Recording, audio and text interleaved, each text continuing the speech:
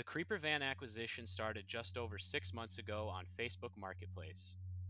A set of listings were discovered for two low mileage 2000s Dodge Ram Wagon 3500 vans for sale. One in working condition, a 2000s in a funky green color with lower mileage at just 53,000 miles for $3,000. The other being a 2002 in white, currently not running, with higher mileage at 59,000 miles for $1,800. The caveat with the white van is that it needs a belt and an alternator, or so the seller says. My sister and I talked about this for a while, and we decided that it was worth the risk and that we should buy both of them. I called the gentleman who owned these vans and asked him if they were still for sale. He confirmed with me that they were for sale, and I asked if my sister and I could come take a look at them. He confirmed that we could come take a look, and he sent me the address. A familiar address. It was about a 15-minute drive. Once we get there, the gentleman shows up, and he lets us in behind the fence to take a look at the vans. The vans ended up being in great condition, and the only thing they really needed were headliners. The vans were used to bus children, so naturally children wrote funny things on the headliner and obscenities, you name it. I ended up taking a closer look at the frame and didn't see anything too alarming for a 20-year-old vehicle. I'm thinking to myself, this could be a huge score. Both of these vans blue book for well over $5,000 a piece. This deal could be a $5,000 come up for the both of us. I tell the man that we want both of the vans. They were originally asking $4,800 for both of them, but I asked if they would consider taking $4,000.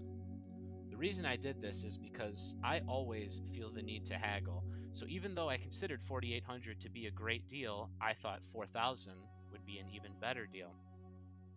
He said that he would talk to the head of the company because it's not his decision to make, and he'll let me know what she says. A few hours go by and he ends up texting me that night, and he said that she confirmed that it was okay to sell them for $4,000, but before they can actually sell them, they need to talk to the board of directors and they'll have to vote on it on Friday morning. This started to alarm me a little bit because it was Tuesday afternoon, and I got this pit in my stomach that someone else was going to steal the van from me. The vans are priced really competitively with low mileage, and I'm sure I'm not the only person messaging the guy, so that has me a little bit worried. Regardless, I tell myself everything will be fine, and I bite the bullet and wait until Friday. 3 days pass, Friday rolls along. I'm up bright and early and text the gentleman to let me know when the meeting is over. He texts me around 11 a.m. and says, "Congratulations, they approved it." Now I need to work with the gentleman to coordinate when we can both meet. The gentleman talks to me and we end up finding a time that works for the both of us. I head over to the parking lot of that old school that was currently being used by the daycare.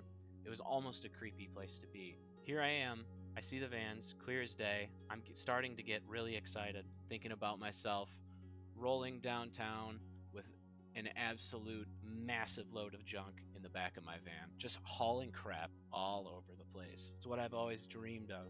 I'm grinning. I'm happy. I'm thinking about how great of a deal this van is.